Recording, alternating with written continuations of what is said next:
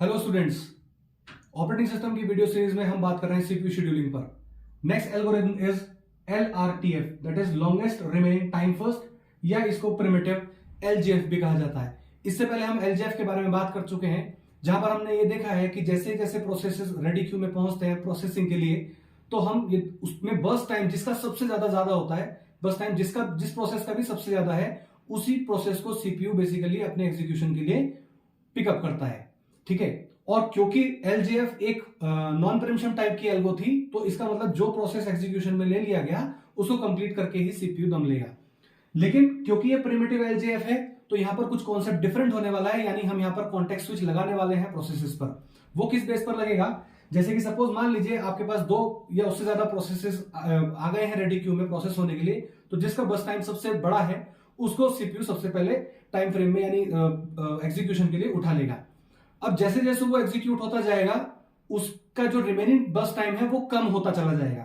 ठीक है, तो यानी हर एक टाइम फ्रेम के बाद, यानी हर एक टाइम यूनिट के बाद हम रोक करके सीपीयू को, and then CPU will be comparing with the other elements जो कि रेडी क्यू में है, यानी अदर प्रोसेसेस के साथ जो कि रेडी क्यू में है उनको कंपेयर करेगा, और जिसका भी प्रोसेस टाइम बड़ा मिलेगा यानी ज्यादा मिलेगा, देन पहले रनिंग वाले प्रोसेस को प्रीएम्प्ट करने के बाद फिर वो उसको दूसरे वाले प्रोसेस को या जिसका भी बड़ा टाइम है उसको एग्जीक्यूशन के लिए ले लेगा। इस वाले एग्जांपल से ये चीज क्लियर हो जाने वाली है। आइए इसको समझ लेते हैं। यहां पर हमारे पास 5 प्रोसेस दिए गए हैं, arrival time and burst time दिया गया है। अब आप यहां पर देखिए, अराइवल टाइम किसी का भी 0 नहीं है, हालांकि सीपीयू 0 टाइम पर वेट कर रहा है, तो यहां पर सीपीयू किसी का अराइवल टाइम किसी का भी 0 नहीं है। तो इसका मतलब हम यहां पर मिक्सअप टाइप के क्वेश्चन ले रहे हैं, तो यानी हम यहां पर बीच बीच में सीपीयू को आइडल स्टेट भी इंट्रोड्यूस करा रहे हैं। तो अभी देखिए, यानी अभी कुछ भी नहीं है, तो सीपीयू बेसिकली एक टाइम स्लाइड तक वेट करेगा किसी भी प्रोसेस के रेडी क्यू में आने का। जैसे टाइम फ्रेम 1 हुआ, यानी टाइम यूनिट 1 हुआ, दो process P1 and P2 basically ready queue में पहुंच गए with the burst time 3 and 2। LRTF में काम कर रहे हैं, यानी जिसका भी बर्स्ट टाइम सबसे बड़ा है उसको बेसिकली सीपीयू एग्जीक्यूशन में पिकअप करेगा। तो यानी इन दोनों में अगर हम कंपेयर करें तो P1 का पिकअप टाइम बर्स्ट टाइम है 3, इसका 2, यानी P1 को सीपीयू द्वारा एग्जीक्यूशन के लिए ले लिया गया। तो P1 को जब एग्जीक्यूशन के लिए लिया, फिर से मैं सजेस्ट करूंगा कि एक एक सेकंड में हम इसको एग्जीक्यूट करके देखेंगे, यानी 1 सेकंड तक इसको एग्जीक्यूट किया और इसका बस टाइम रह गया अब 2। तो यानी अब ये दोनों बराबर हो गए। लेकिन इन दोनों को बराबर करने से पहले आप देखिए, क्या 2 टाइम यूनिट पर कोई और प्रोसेस पहुंचा है? जी हां, पहुंचा है। P3 अराइवल टाइम 2 पर पहुंच गया है, जिसका बस टाइम 4 है, जो कि इन दोनों से भी बड़ा है। ठीक है, तो देखिए चीजें किस तरह से बदल रही हैं। हालांकि ये दोनों कंपटीशन में पहले से थे, बट ये दोनों अभी असाइड किए जाएंगे, यानी स्टारवेशन की प्रॉब्लम यहां पर भी है। ठीक है, तो P3 को P3 जैसे ही आया 2 टाइम यूनिट पर, उसका बस टाइम कंपैरेटिवली इन तीनों के सबसे ज्यादा है, तो इसको बेसिकली प्रायोरिटी दी जाएगी एग्जीक्यूशन के लिए। अभी 1 सेकंड तक इसको एग्जीक्यूट करके देखते हैं बाकी आगे चीजें क्या होने वाली है।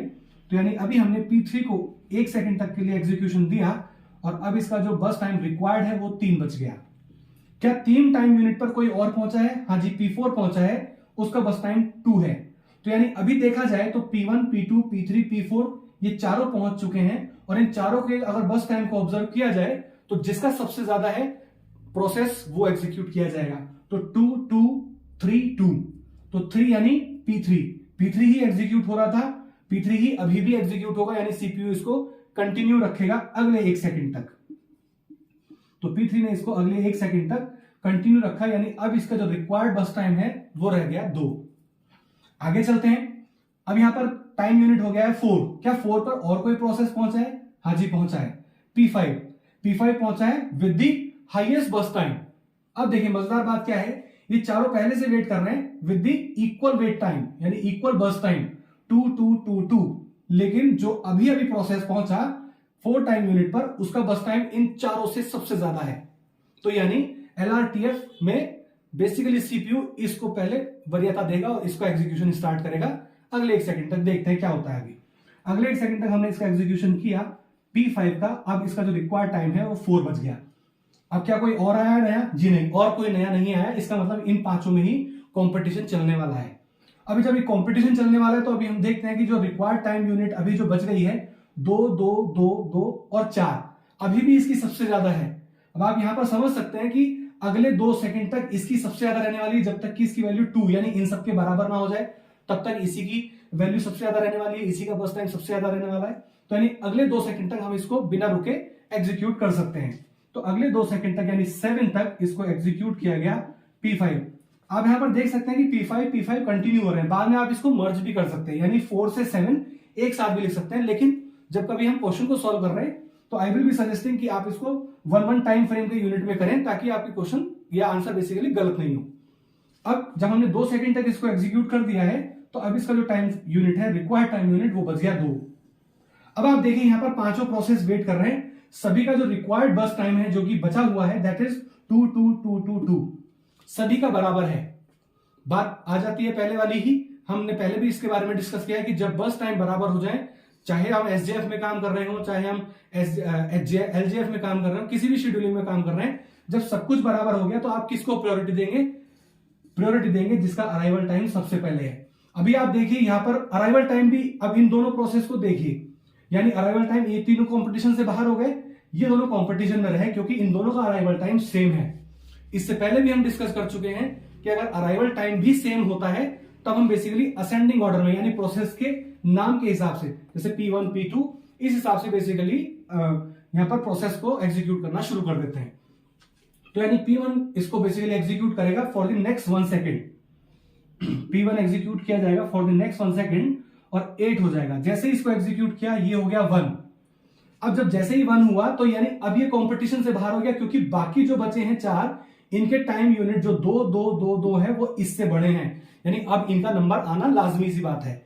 तो अभी हमने इससे पहले बात की थी कि पहले हमने P1 को दिया है, इसका मतलब अब नेक्स्ट नंबर हमारा P2 का है। देन P2 को हमने दिया अगले 1 सेकंड तक, तो ये 9 हुआ, और जब ये जैसे ही 1 हुआ तो अब ये इनके कंपटीशन से बाहर हो गया। अब ये तीनों कंपटीशन में, क्योंकि इन तीनों के बस टाइम जो है वो 2 2 2 है और इन दोनों के 1 1 बच गए, तो ये दोनों तो बेसिकली अभी फिलहाल कंपटीशन से बाहर है। तो अब आप समझ सकते हैं कि क्योंकि इसका अराइवल टाइम है 2, इसका अराइवल टाइम है 3, इसका अराइवल टाइम है 4, तो यानी एक सीक्वेंस में P3 P4 P5 1 1 1 सेकंड के लिए एग्जीक्यूट किए जाएंगे।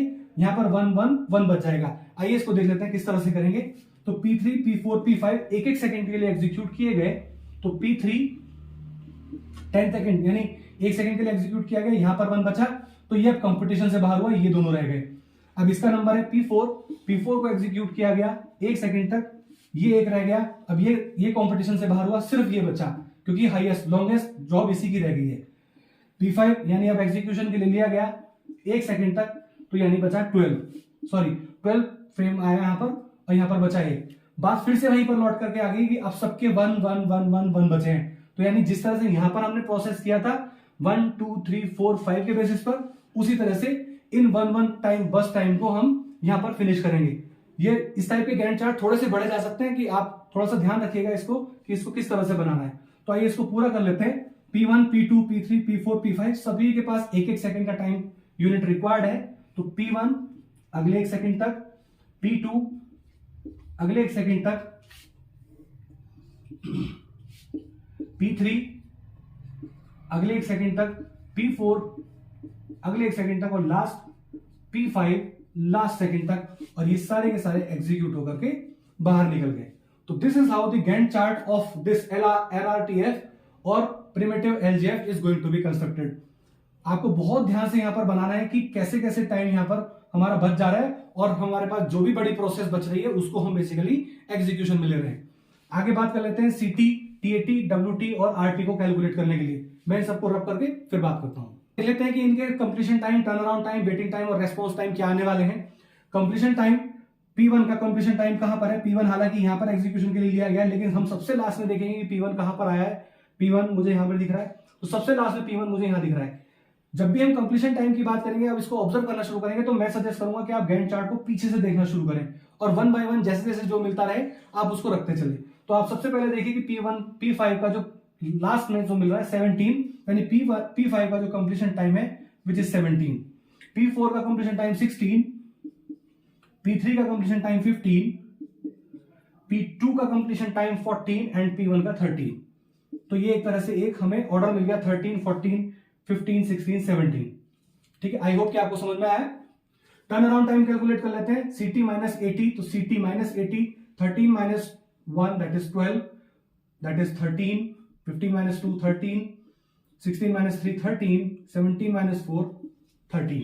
Okay, waiting time, turn around time minus बस टाइम, टर्न अराउंड टाइम हमारे पास आ गया, बस टाइम हमें दिया गया था 12 minus 3 which is 9, 13 minus 2 11, 13 minus 4 which is 9, 13 minus 2 11, 13 minus 5 which is 8. Response time को बहुत ध्यान से कैलकुलेट करना है, यानी जो प्रोसेस सबसे पहली बार एग्जीक्यूशन में लिया गया, इसका मतलब हम गैंट चार्ट को इधर से देखना शुरू करेंगे। जो प्रोसेस सबसे पहली बार मिला वो टाइम यूनिट नोट करेंगे एंड देन उसको सब्ट्रैक्ट कर देंगे, उसमें से अराइवल टाइम को बेसिकली सब्ट्रैक्ट कर देंगे। तो अब आप देखिए P1 को सबसे पहली बार एग्जीक्यूशन में 1 टाइम फ्रेम पर लिया गया था, 1 टाइम यूनिट पर, और इसका अराइवल टाइम भी 1 था, तो यानी बेसिकली इसको 0 रिस्पॉन्स टाइम आया इसका। P3 को सबसे पहले 2 पर लिया गया और P3 का अराइवल टाइम भी 2 था, यानी 2 minus 2 यानी ये 0 आ गया। P5 की बात करें, P5 को सबसे पहले 4 टाइम फ्रेम पर लिया गया और उसका अराइवल टाइम भी 4 था, यानी 4 minus 4 0 आ गया। आगे चले P1 हम कैलकुलेट कर चुके हैं। P2 की बात करते हैं। P2 को 8 टाइम फ्रेम पर लिया गया टाइम यूनिट पर और उसका अराइवल टाइम था 1, तो यानी 8 minus 1 which is 7। And finally P4 बचा है। P4 को देख लेते हैं। P4 सबसे पहली बार यहां पर आया था, यानी 10 टाइम यूनिट पर उसको लिया गया था और उसका अराइवल टाइम था 3, 10 minus 3 which is 7। आइए इन सबके टोटल कर लेते हैं and then we will be calculating the average of them. हमने यहाँ पर टोटल टाइम कैलकुलेट कर लिया है, कंप्लीशन टाइम का, टर्न अराउंड टाइम का, waiting time and response time का कैलकुलेशन कर लिया है टोटल। एंड देन जैसे कि हम पहले से करते आ रहे हैं, average completion time will be the total of this one divided by the number of the processes, means 75 divided by 5 which is 15. Average turnaround time will be 64 divided by 5, that is 12.80. Average waiting time 48 divided by the number of the processes, which is 9.8. And finally response time 14 divided by 5, that is 2.8. So this is how longest remaining time first or primitive LGF CPU scheduling takes place. I hope कि ये concept आपको पूरी तरह से clear हुआ है. Thank you so much.